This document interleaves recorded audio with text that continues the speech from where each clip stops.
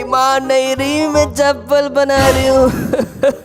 चप्पल कैसी है? पहनती हूँ, भारी है। ये वाली चप्पल पहन के देखो। ये तो टूटी हुई है, हटा अरे मैं बनाता हूँ एक अच्छी सी चप्पल।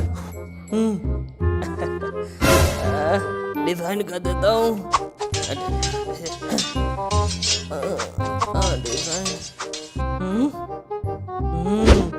ये सही है, ये भी कर देता हूँ। दादाजी आप हमेशा कुछ ना कुछ बनाते हो, पर आपकी वीडियो कोई लाइक क्यों नहीं करता?